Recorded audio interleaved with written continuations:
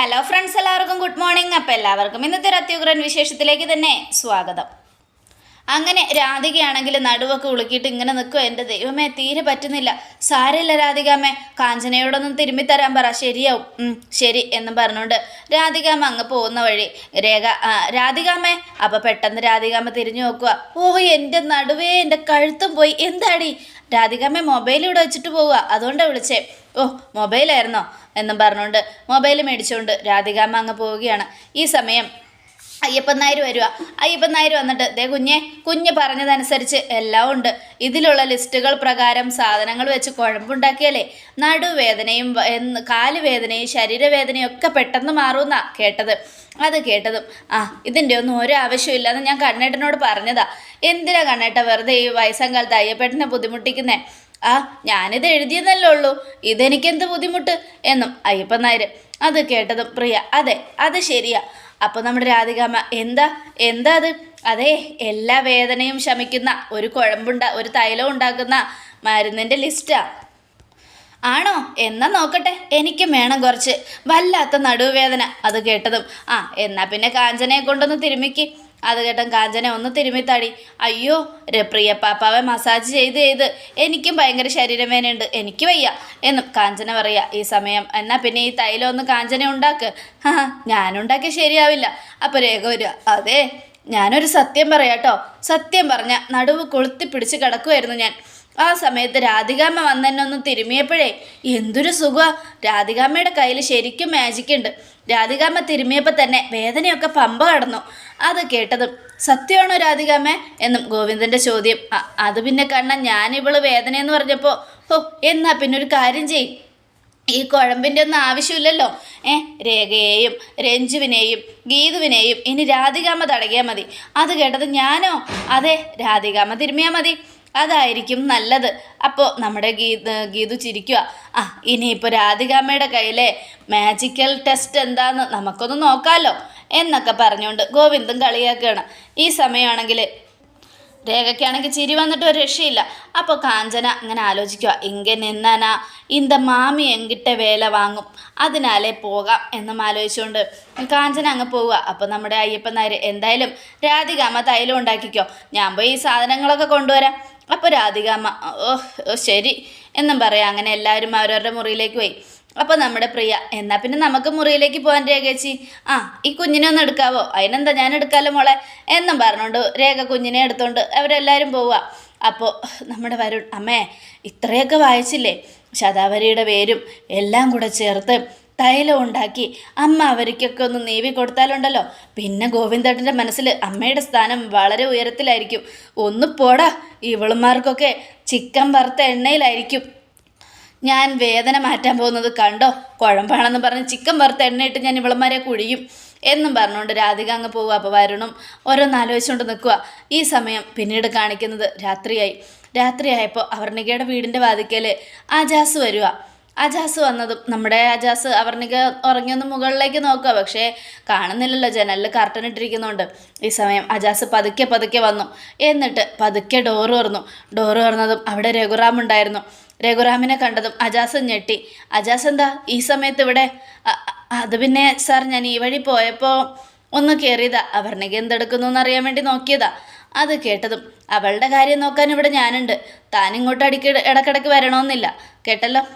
ശരി സാർ എന്നും പറഞ്ഞുകൊണ്ട് അജാസ് അങ്ങ് പോവുകയാണ്. ഈ സമയം അജാസ് പോയി കഴിഞ്ഞതും അവൻ്റെ ആ വരവൊന്നും അത്ര ശരിയല്ലല്ലോ.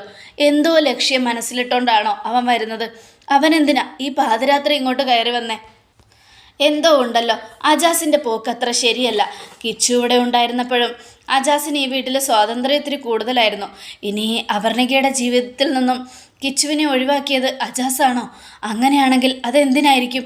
സൂക്ഷിക്കണം, അജാസിനെ സൂക്ഷിച്ചേ മതിയാകൂ എന്നൊക്കെ ആലോചിച്ചുകൊണ്ട് നമ്മുടെ രഘുറാം അങ്ങോട്ട് പോവുക. രഘുറാം അകത്തേക്ക് പോയി കഴിഞ്ഞതും അജാസ് വീണ്ടും തിരിച്ചു വന്നു. എന്നിട്ട് വാതിൽ തുറന്നു. അതിനുശേഷം നോക്കിയപ്പോൾ ആരുമില്ല. അവസാനം അപർണികയുടെ ചെരുപ്പ് രണ്ടും അവിടെ നിന്ന് എടുത്തു. എന്നിട്ട് പതുക്കെ അവിടെ നിന്നും പോവുകയാണ്. ഈ സമയം അജാസിന് എന്തിനാ ചെരുപ്പ് എന്നായിരിക്കും അല്ലേ? അതെ, അപർണിക നാളെ ചോദിച്ചു കഴിഞ്ഞാൽ ചെരുപ്പ് തരാൻ വന്നാണെന്ന് പറയാമല്ലോ. ഇനിയിപ്പോൾ എന്താണ് അജാസിൻ്റെ ഉദ്ദേശമെന്ന് ഒരു പിടിയും കിട്ടുന്നില്ല. അപർണകയെ അജാസിന് ഇഷ്ടമാണോ, അതല്ല ഇനി അപർണകയെ കൊല്ലില്ല. അപർണകയെന്ന് വെച്ചാൽ അജാസിന് ജീവന. എന്തോ ഈ സമയം നേരം വെളുത്തതും എല്ലാവരും ഇങ്ങനെ ഓരോന്ന് ആലോചിച്ചുകൊണ്ടിരിക്കുക. അപ്പോൾ രഞ്ജുനും കുട്ടി ഗീതവും ഗോവിന്ദും കൂടെ വരികയാണ്. അങ്ങനെ വന്നതും കാഞ്ചന ഓടി വരിക ആരതി പാത്രം എടുത്തുകൊണ്ട്. ഇതെന്താ ആരതിയൊക്കെ? അതെ, ഇവിടെ വരുന്ന രഞ്ജുവിനെ ആരതി ഒഴിഞ്ഞ് സ്വീകരിക്കണമെന്നാ രാധികാമ്മ പറഞ്ഞിരിക്കുന്നേ. അപ്പോൾ നമ്മുടെ ഗീതു എന്നാൽ അടുത്ത പാര പിന്നാലെ വരുന്നുണ്ടെന്ന് ഓർത്തോ. അതിനു വേണ്ടി തന്നെയാണ് രാധികാമ്മ എന്തെങ്കിലും ഒരു കാര്യം ചെയ്യുന്നുണ്ടെങ്കിലേ അതിൻ്റെ പിന്നിൽ എന്തൊക്കെയോ ഉണ്ട് എന്നും ഗീതു പറയാതെ കേട്ടതും എന്നാൽ പിന്നെ രാധികാമ്മ തന്നെ ആരതി ഒഴിയുന്നതായിരിക്കും നല്ലത് എന്നും ഗീതു പറയുന്നത് കേട്ട് രാധികയും വരുണും അങ്ങോട്ട് വരിക. അപ്പോൾ നമ്മുടെ ഗോവിന്ദ് രാധികാമ്മേ എന്നാൽ പിന്നെ രാധികാമ്മ തന്നെ ഇവളെ ആരതി ഒഴിഞ്ഞ് സ്വീകരിക്കും. അത് കേട്ടതും അതെ, അത് ശരിയാണ്. അറക്കൽ തറവാട്ടിലേക്ക് വരുന്ന ഓരോരുത്തരെയും അത് ശത്രുവാണെങ്കിൽ പോലും ആരതി ഒഴിഞ്ഞ് സ്വീകരിക്കണമെന്നാണല്ലോ നിന്റെ തീരുമാനം കാണാം. അത് ഞാൻ ചെയ്യാം. പക്ഷേ എത്ര വലിയ ശത്രുവാണെങ്കിലും എൻ്റെ മാധവേട്ടനെ കൊന്ന ഒരുത്തിയുമായിട്ട് ബന്ധമുള്ള ഒരാളെ ഞാൻ എങ്ങനെ ആരതി ഒഴിഞ്ഞ് സ്വീകരിക്കുന്നേ? അത് കേട്ടതും രഞ്ജു ഈശ്വര, രാധികാമ്മയുടെ കയ്യിൽ ആ വീഡിയോ ഉണ്ട്. ആ വീഡിയോ കാണിച്ച് രാധികാമ്മ ഗോവിന്ദേട്ടനെ തെറ്റിദ്ധരിപ്പിക്കും. എനിക്കതറിയാം.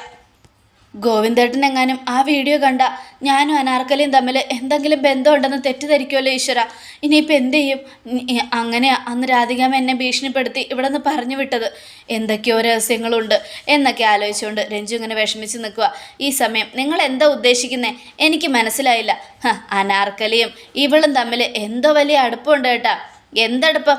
അതൊക്കെ ഉണ്ട്. ദേ, ആ സ്ത്രീയും രഞ്ജുവും തമ്മിൽ ഒരു ബന്ധവും ഉണ്ടാവില്ല എന്ന് ഞാൻ നിങ്ങളോട് അന്നേ പറഞ്ഞതാ. രഞ്ജുവിന് 10-25 വയസ്സേ ഉള്ളൂ. അനാർക്കലിക്ക് ഒരുപാട് വയസ്സുണ്ട്. അങ്ങനെയുള്ളപ്പോൾ കുഞ്ഞുനാൾ മുതൽ ഇവരെങ്ങനെയാണ് കൂട്ടുകാരാവുന്നേ? ദേ, അതുകൊണ്ട് നിങ്ങൾ കൂടുതലൊന്നും പറയണ്ട എന്നും ഗോവിന്ദ് അത് കേട്ടതും കാണിക്ക് രാധികാമ്മേ. അങ്ങനെ നിങ്ങൾ എന്ത് തെളിവ് കാണിച്ചാലും അത് എൻ്റെ ഏട്ടൻ വിശ്വസിക്കുവാണെങ്കിൽ ഏട്ടൻ ഇറക്കി വിടേണ്ട ആവശ്യമില്ല. ഞാൻ തന്നെ ഇവിടെ നിന്ന് ഇറങ്ങിപ്പോവും എന്നും രഞ്ജു പറയുക. അപ്പോൾ ഗോവിന്ദും ഗീതുവും ഞെട്ടി. ഈ സമയം ഗീതു ആലോചിക്കുകയാണ്, രഞ്ജു എന്തോ മറയ്ക്കുന്നുണ്ട്, എന്തോ പ്രശ്നമുണ്ട്, എന്താണെന്ന് കണ്ടുപിടിക്കണം എന്നും. അപ്പോൾ രേഖ ചിരിച്ചുകൊണ്ട് തന്നെ നിൽക്കുക. പറ, എന്താ നിങ്ങൾക്ക് കാണിക്കാനുള്ളതെന്ന് വെച്ചാൽ കാണിക്കേ. അങ്ങനെ രഞ്ജുവിനെതിരെ തെളിവുകളൊന്നും ഇല്ല എങ്കിൽ രഞ്ജുവിനെ ആരതി ഒഴിഞ്ഞ് അകത്തേക്ക് നിങ്ങൾ സ്വീകരിക്കോ? ആരതി ഒഴിഞ്ഞ് മാത്രമല്ല, ഇവളുടെ പ്രസവം നോക്കി ഇവളുടെ കുഞ്ഞിനെയും നോക്കി എൻ്റെ അമ്മ ഇവിടെ തന്നെ ഉണ്ടാവും. അത്രയ്ക്ക് ത്യാഗമൊന്നും നിങ്ങൾ ചെയ്യണ്ട. എന്തായാലും ഇപ്പോൾ ആ വീഡിയോ തെളിവ് കാണിക്കേ എന്നും പറയുക. ഞാൻ കാണിച്ചു തരാം, ഇപ്പം കാണിച്ചു തരാം എന്നും പറഞ്ഞുകൊണ്ട് രാധിക ആ വീഡിയോ എടുക്കുക. ഗാലറിയിൽ നിന്നുള്ളിൽ നോക്കിയപ്പോൾ രഞ്ജു ആണെങ്കിൽ പ്രാർത്ഥിച്ചുകൊണ്ട് നിൽക്കുക, ഈശ്വരന്മാരെ, ഞാൻ അറിഞ്ഞുകൊണ്ട് അവരെ സഹായിച്ചതല്ല എൻ്റെ ഏട്ടൻ, അത് കണ്ട് എന്നെ തെറ്റിദ്ധരിക്കല്ലേ എന്നൊക്കെ പ്രാർത്ഥിച്ചുകൊണ്ട് നിൽക്കുകയാണ്. ഈ സമയം രേഖ ചിരിച്ചുകൊണ്ട് തന്നെ നിൽക്കുക. അപ്പോൾ നമ്മുടെ രാധിക ഞെട്ടിപ്പോയി. ഗാലറി തുറന്നത് ഒന്നുമില്ല ഗാലറിക്കകത്ത്. വരുൺ എന്താ അമ്മേ, എന്തു പറ്റി? ഈ ഗാലറിയിൽ ഒന്നുമില്ല വരുൺ നോക്ക്, എൻ്റെ ഗാലറിയിലുണ്ടായിരുന്ന വീഡിയോസും ഫോട്ടോസുകളും ഒന്നുമില്ല. അത് കേട്ടതും എൻ്റെ രാധികാമ്മേ, നിങ്ങൾ പഠിച്ച കള്ളിയാണെന്ന് എനിക്ക് നന്നായിട്ടറിയാം. ഇവളെ ഇങ്ങോട്ട് കയറ്റാതിരിക്കാൻ വേണ്ടി നിങ്ങൾ പഠിച്ച പണി 16 നോക്കുമെന്നും എനിക്കറിയാം. അതുകൊണ്ട് പഠിച്ച പണി 18 നോക്കുമെന്നും എനിക്കറിയാം. അതുകൊണ്ട് മര്യാദയ്ക്ക് രഞ്ജുവിനെ അകത്തേക്ക് വിടാനുള്ള കാര്യങ്ങൾ ചെയ്യും. നിൽക്കട്ടെ, എന്തായാലും തോറ്റുപോയതുകൊണ്ട് രാധികാമ്മ തന്നെ രഞ്ജുവിനെ ആരതി ഒഴിഞ്ഞങ്ങ് സ്വീകരിച്ചാൽ മതി എന്നും പറയണം. അത് കേട്ടതും രാധിക ആരതി പാത്രം മേടിച്ചു. എൻ്റെ മാധവേട്ടനെ ഇല്ലാതാക്കിയ ആ ദുഷ്ടയുടെ കൂടെ കൂട്ടുചേർന്ന് നീയും ഈ കുടുംബത്തെ ചതിക്കാൻ നോക്കുക എന്നുള്ള കാര്യം ഞാൻ തെളിയിക്കൂടി എന്നും പറഞ്ഞുകൊണ്ട് രാധികാമ്മ രഞ്ജുവിനെ ആരതി ഒഴിയുകയാണ്. ഈ സമയം ഈശ്വര, എന്തോ ഭാഗ്യം കൊണ്ട് രക്ഷപ്പെട്ടതാ. ഇല്ലായിരുന്നെങ്കിൽ ഇന്ന് എൻ്റെ ഏട്ടൻ എന്നെ സ്നേഹിക്കുന്നതെല്ലാം അവസാനിച്ചു തന്നെ. ദേ, ഒരു കാര്യം ഞാൻ പറഞ്ഞേക്കാം, പ്രിയയെയും രഞ്ജുവിനെയും എനിക്ക് ജീവന, എൻ്റെ ഗീതുവിനെ പോലെ തന്നെ. അങ്ങനെയുള്ളപ്പോൾ പ്രിയയും രഞ്ജു എന്നെ ചതിക്കില്ല എന്ന് എനിക്കറിയാം. അതുകൊണ്ട് വാ മോളെ എന്നും പറഞ്ഞ് അവരകത്തേക്ക് പോവുകയാണ്. ഈ സമയം നമ്മുടെ രേഖ ഫ്ലാഷ് ബാക്ക് ആലോചിച്ച് നോക്കുക. രാധികാമ്മയും വരുണും സംസാരിച്ചത്. അമ്മേ, അനാർക്കലിയും രഞ്ജുവും തമ്മിൽ സംസാരിച്ച വീഡിയോ അമ്മയ്ക്ക് ഏട്ടനെ കാണിച്ചു കൊടുത്തൂടെ? അങ്ങനെ കാണിച്ചു കഴിഞ്ഞാൽ ഉറപ്പായിട്ടും അനാർക്കലി നമുക്കിവിടെ നിന്ന് ഓടിക്കാൻ പറ്റും. അത് കേട്ടതും അത് ഞാൻ തീരുമാനിച്ചിരിക്കുവാടാ. ആദ്യം അവളിവിടെ വരട്ടെ, ദൃഷ്ടിദോഷം ഒഴിയാൻ ആരതി ഒഴിയും. അതിനുശേഷം ആ വീഡിയോ ഞാൻ കണ്ണനെ കാണിച്ചു കൊടുക്കും. അവന് രഞ്ജുവിനോടുള്ള സ്നേഹം ഇല്ലാതെയാകും. അങ്ങനെ അവൻ തന്നെ രഞ്ജുവിനെ ഇവിടുന്ന് കഴുത്തിന് പിടിച്ച് പുറത്താക്കുന്ന ആ രംഗം കാണാൻ ഞാൻ കാത്തിരിക്കുക. അതെല്ലാം രേഖ ഒളിഞ്ഞു നിന്ന് കേൾക്കുന്നുണ്ടായിരുന്നു. അത് കേട്ട രേഖ അടുക്കളയിൽ പോയി പഴംപൊരി ഉണ്ടാക്കി കൊണ്ടുവന്നു. രാധികയ്ക്ക് ഏറ്റവും ഇഷ്ടമുള്ള സാധനം. രാധികാമ്മേ, അമ്മയ്ക്ക് ഇഷ്ടമുള്ള പഴംപൊരി ഉണ്ടാക്കി കൊണ്ടുവന്നു. എന്നാ ഹായ്, നന്നായി രേഖ. ഞാനിപ്പോൾ പഴംപൊരിയെക്കുറിച്ച് ആലോചിച്ചതേ ഉള്ളൂ. ഒരു പഴംപൊരി തിന്നാൻ കിട്ടിയിരുന്നെങ്കിലോ എന്ന്. എന്തായാലും നീ എൻ്റെ പിന്നെ എണ്ണ ഇത്തിരി കൂടുതലാ. അടുത്ത പ്രാവശ്യം നന്നായിട്ട് മൂത്തതിന് ശേഷം വേണം എടുക്കാൻ കേട്ടോ. ശരി രാധികാമ്മ എന്നൊക്കെ പറഞ്ഞുകൊണ്ട് നമ്മുടെ രേഖ ഇങ്ങനെ നിൽക്കുക. അപ്പോൾ രാധികാമ്മയാണെങ്കിൽ പഴംപൊരി കടിച്ച് കടിച്ച് തിന്നുക. അപ്പോൾ രാധികാമ്മ എന്താ രേഖ? അതെ, സിലിണ്ടർ തീർന്നു, ഗ്യാസ് ബുക്ക് ചെയ്യണം. രാധികാമ്മയുടെ മൊബൈലിൽ നിന്നല്ലേ ബുക്ക് ചെയ്യാറ്, ഒന്ന് ബുക്ക് ചെയ്യാവോ? ഇത്ര പെട്ടെന്ന് തീർന്നോ? ഓ, ആ കാഞ്ചന അവൾ എന്തെങ്കിലുമൊക്കെ വലിച്ചു വാരി ഉണ്ടാക്കുന്നുണ്ടാവും, ഒന്ന് ശ്രദ്ധിച്ചേക്കണം കേട്ടോ രേഖ. ശരി രാധികാമ്മേ. എന്നാ ദാ നീ തന്നെ ചെയ്തോ എന്നും പറഞ്ഞുകൊണ്ട് രാധിക ലോക്കെടുക്കുക. ലോക്കെടുക്കുന്ന സമയത്ത് രേഖ ആ ലോക്ക് നന്നായിട്ട് ശ്രദ്ധിച്ചു നോക്കി. ഈ സമയം രാധിക മൊബൈൽ രേഖയുടെ കയ്യിലേക്ക് കൊടുത്തു. എന്നാ രേഖ. അപ്പോൾ രേഖ ഒന്നും കൂടെ ആ ലോക്കെടുത്ത് നോക്കി. ഈ സമയം രേഖ മൊബൈലോടെ കൊടുത്തിട്ട് അങ്ങോട്ട് പോവുക. അങ്ങനെ നടുവേദന എടുത്ത് നടുവ് തിരുമ്മാൻ വന്ന സമയത്ത് രേഖ അങ്ങനെ ഓരോന്ന് ആലോചിക്കുകയാണ്. എന്താ ഇപ്പം ചെയ്യുക? എങ്ങനെയെങ്കിലും രഞ്ജുവിനെ രക്ഷിച്ചേ മതിയാവൂ. രഞ്ജു ഇവിടെ വരുമ്പോൾ രാധികാമ്മ മനഃപൂർവ്വം ആ വീഡിയോ കാണിച്ച് രഞ്ജുവിനെ ഇവിടെ നിന്ന് ഓടിക്കാൻ നോക്കും. അത് തടയണം എന്നൊക്കെ ആലോചിച്ചുകൊണ്ട് രേഖ ഇങ്ങനെ ഇരിക്കുമ്പോൾ പെട്ടെന്ന് വേദന എടുത്ത സമയത്ത് രാധിക മൊബൈൽ അവിടെ മറന്നു വെച്ചിട്ട് അങ്ങോട്ട് പോയിക്കൊണ്ടിരിക്കുക. പെട്ടെന്ന് തന്നെ രേഖ അതെടുത്തു, ലോക്ക് ഓപ്പൺ ചെയ്തു. അതിനുശേഷം ഗാലറിയിൽ കയറി ഇതിൽ രഞ്ജുവും അനാർക്കലിയും തമ്മിലുള്ള വീഡിയോ ഏതാണെന്ന് കണ്ടുപിടിക്കുമ്പോഴത്തേക്കും സമയവും. അതുകൊണ്ട് ഓൾ ഡിലേറ്റ് ചെയ്തു. ഓൾ ഡിലേറ്റ് ചെയ്തതിന് ശേഷം റീസൈക്കിൾ ബിന്നിൽ പോയി അവിടെയും ഡിലേറ്റ് ചെയ്തു. ഒരിക്കലും രാധികാമ്മ ഇതെടുക്കാൻ പാടില്ല എന്ന് ഉദ്ദേശിച്ച് തന്നെ രേഖ എല്ലാം ബുദ്ധിപൂർവ്വം ചെയ്തു. ഒരിക്കലും നിങ്ങൾക്ക് നിങ്ങളുടെ ബുദ്ധി ഉപയോഗിച്ച് മറ്റുള്ളവരെ തകർക്കാൻ കഴിയില്ല രാധികാമ്മ. ഞാൻ ജീവിച്ചിരിക്കുമ്പോൾ അതിന് സമ്മതിക്കില്ല. രഞ്ജു അനാർക്കലിയുമായിട്ട് സംസാരിച്ചതും അനാർക്കലി രഞ്ജുവിനെ തലോടിയതും ഒക്കെ എന്തിനാണെന്ന് എനിക്കറിയില്ല. പക്ഷേ നിങ്ങൾക്കുള്ള ബന്ധം പോലും രഞ്ജുവും അനാർക്കലിയും തമ്മിലില്ല എന്ന് എനിക്കറിയാം. അതുകൊണ്ടാണ് ഞാൻ രഞ്ജുവിനെ സഹായിക്കുന്നത്. നല്ലവരെ സഹായിക്കാൻ ഇത്തിരി റിസ്ക് എടുത്തു എന്ന് കരുതി ഒന്നും സംഭവിക്കില്ല എന്നും പറഞ്ഞുകൊണ്ട് രേഖ എല്ലാം ചെയ്തതിന് ശേഷം രാധികാമ്മേ എന്നും പറഞ്ഞ് വിളിച്ച് ആ മൊബൈൽ തിരിച്ചേൽപ്പിക്കുക. ഈ സമയം മൊബൈൽ മേടിച്ചുകൊണ്ട് രാധിക അങ്ങ് പോയി. അതൊക്കെ ഓർത്ത് രേഖ ചിരിക്കുവാണ്. ഞാനുള്ളപ്പോഴാണ് രാധികാമ്മയുടെ കളി എന്നൊക്കെ ആലോചിച്ചുകൊണ്ട് ഈ സമയം എല്ലാവരും അകത്തേക്ക് പോയി. രഞ്ജുവും പ്രിയയും രേഖയും പിന്നെ ഗീതവും ഒക്കെ പോയി. അപ്പോൾ വരുണും രാധികാമ്മയും മാത്രമായി.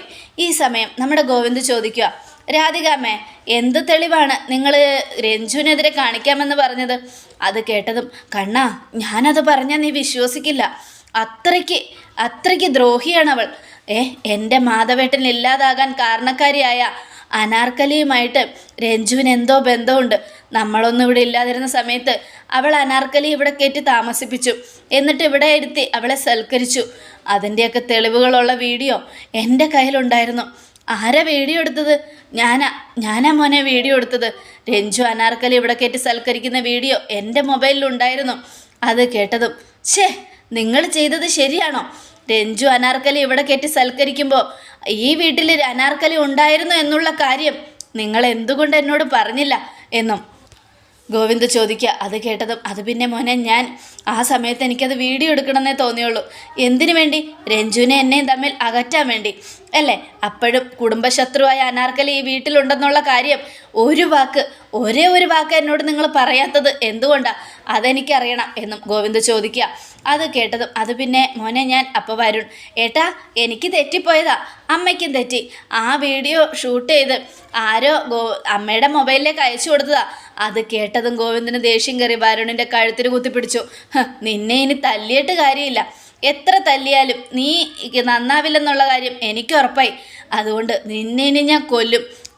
ഒരു കാര്യം ഞാൻ പറഞ്ഞേക്കാം, മര്യാദയ്ക്ക് നിൽക്കാൻ പറ്റുമെങ്കിൽ ഇവിടെ നിൽക്ക്. എൻ്റെ അച്ഛന് ഞാൻ കൊടുത്ത വാക്ക് കാരണം എനിക്ക് ചിലപ്പോൾ ചിലരെയൊക്കെ സംരക്ഷിക്കേണ്ടി വന്നു എന്നിരിക്കും. എന്നാൽ എല്ലാം ഞാൻ കണ്ണുടച്ച് കേൾക്കുമെന്ന് ആരും കരുതണ്ട. എൻ്റെ അച്ഛൻ ഇല്ലാതാകാൻ കാരണക്കാരനായവരാരാണെങ്കിലും അവരോട് ഞാൻ ക്ഷമിക്കുമെന്നും കരുതണ്ട. മനസ്സിലായല്ലോ? അവരാരാണെങ്കിലും എനിക്ക് നോക്കാൻ ബുദ്ധിമുട്ടുണ്ടാവും. അതുകൊണ്ട് അറയ്ക്കലിൽ താമസിക്കണമെങ്കിൽ, അറയ്ക്കലിൽ ജീവിക്കണമെങ്കിൽ എല്ലാവരും സത്യസന്ധതയോടെയും ആത്മാർത്ഥതയോടെയും ജീവിച്ചോ. കള്ളങ്ങൾക്ക് കൂട്ടുനിൽക്കുന്നത് എന്തിനാണെന്ന് എനിക്ക് നന്നായിട്ടറിയാം. ഹോട്ടലിൽ വെച്ച് കണ്ട കാഴ്ചയും അന്ന് നിങ്ങൾ പണത്തിന് വേണ്ടി ഓടി നടന്നതും ഒക്കെ എനിക്കറിയാം. എല്ലാം എൻ്റെ മനസ്സിൽ ഇപ്പോഴും ഉണ്ട്. അനാർക്കലിക്ക് കൊടുക്കാൻ നിങ്ങൾ പണം തേടി ഓടിയത് അതൊന്നും ഞാൻ മറന്നിട്ടില്ല രാധികാമ്മേ. നിങ്ങളെക്കുറിച്ച് ഞാൻ അന്വേഷിക്കുന്നതേ ഉള്ളൂ.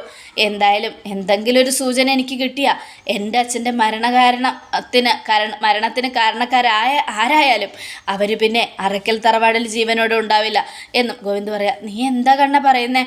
എൻ്റെ മാധവേട്ടനെ ഞാൻ കൊന്നു എന്നാണോ? അത് കേട്ടതും ഗോവിന്ദ് ഞെട്ടലോടുകൂടെ രാധികയെ നോക്കുകയാണ്. അതോടുകൂടെ എപ്പിസോഡ് അവസാനിക്കുകയാണ്. നാളത്തെ ഒരു തകർപ്പൻ വിശേഷത്തിനായിട്ട് കാത്തിരിക്കുക. എല്ലാവർക്കും ഒരിക്കൽ കൂടെ നല്ലൊരു ശുഭദിനം തന്നെ.